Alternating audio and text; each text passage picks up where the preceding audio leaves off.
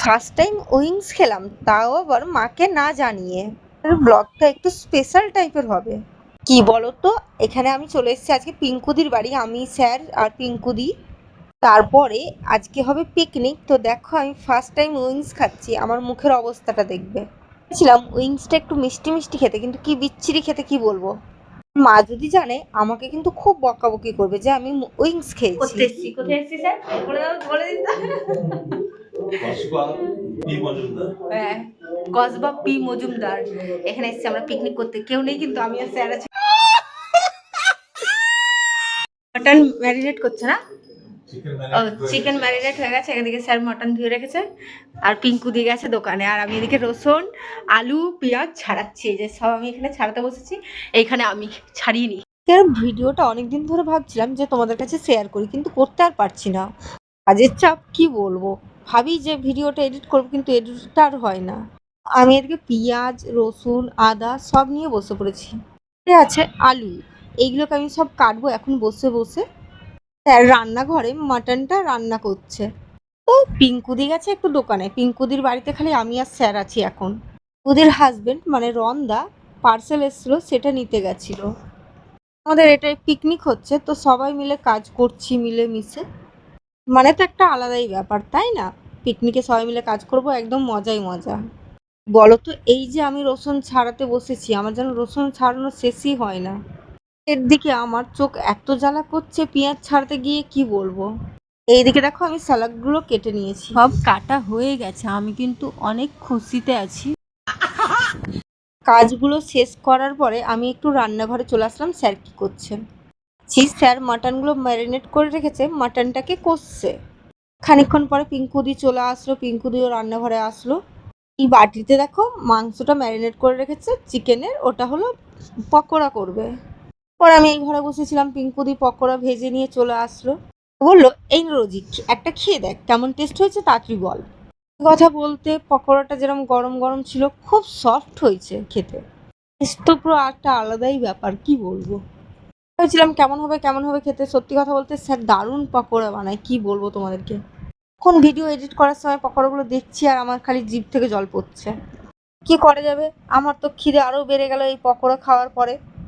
চলো আজকে কিন্তু মেন মেনুতে যাব তোমাদের কাছে। এই জীবনের প্রথমবার না উইংস খাবো।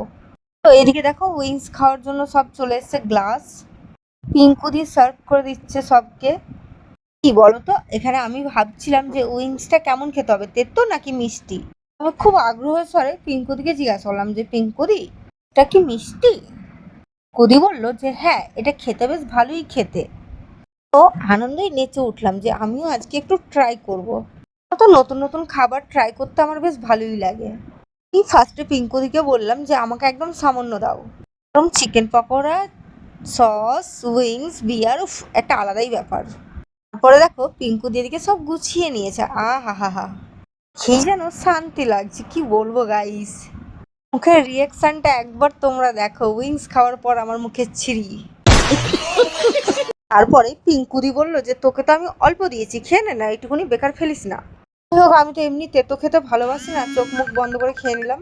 তারপরে আমার না মুখটা এত তেতো হয়ে গেছিলো, কি বলবো, বিচ্ছিরি হয়ে গেছে পুরো মুখের। আমার করা যাবে, যখন আমি খেয়েই ফেলেছি তো চলো এখন চিকেন পকোড়াগুলো খাই, কি করব।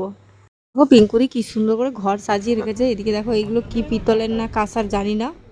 টিভি চলছে, এদিকে সবাই বসে আছে গল্প করছে, হাসি মজা আড্ডা আলাদাই ব্যাপার। জানাবে আমার ভয়েস ক্লিয়ার আসছে কিনা, আমি যতটা পারছি তোমাদেরকে ভয়েসটা ক্লিয়ারভাবে বলছি।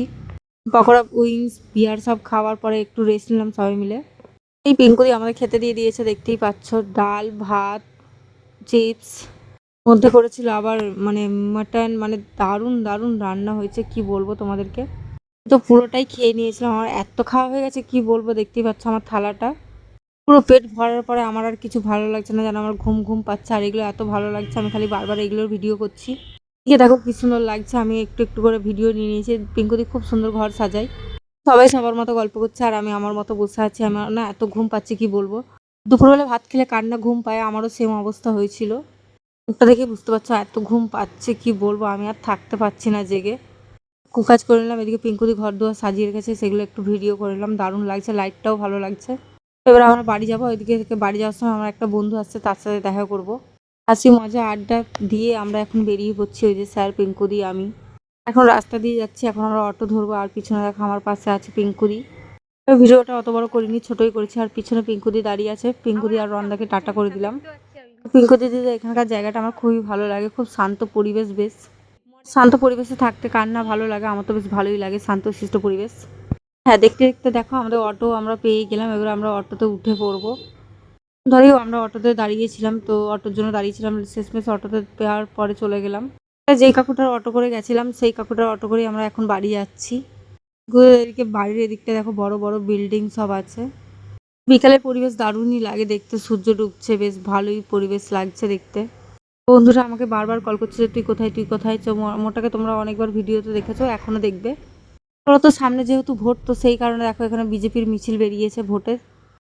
মানে অটো থেকে নেমে আরেকটা অটো ধরেছিলাম, তো এখানে এত ভিড় কি বলবো। 7 ঘন্টার কাছাকাছি বসেছিলাম, এই ভিড়ের জন্য বাস এগোচ্ছিল না।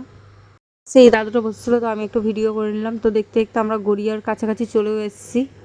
বাড়ি চলে গেল। এদিকে দেখো আমার বন্ধুদের সাথে দেখা হয়ে গেছে, দেখো আমরা চলে এসেছি দুজনে মিলে। আছে ওর ভাইয়ের বউ, দুজনে মিলে অনেকটাই ঘুরলাম। ঘুরতে ঘুরতে দেখো পাটুলির দিকে ওদেরকে এনেছি, ওদেরকে অনেকটাই হাঁটিয়েছি। এবারে চলো আমরা এবারে বাড়ি চলে যাই, যে যার মতো বাড়ি চলে গেলাম। তো এছাড়া ড্রেস ফ্রেস ছেড়ে নিয়েছি। এদিকে দেখি আমার সেজো বোন খাচ্ছে আর ছোটো বোনও খাচ্ছে। বোনদের দেখলাম, একটু হাসি মজার আড্ডা দিলাম 3 বোনে মিলে।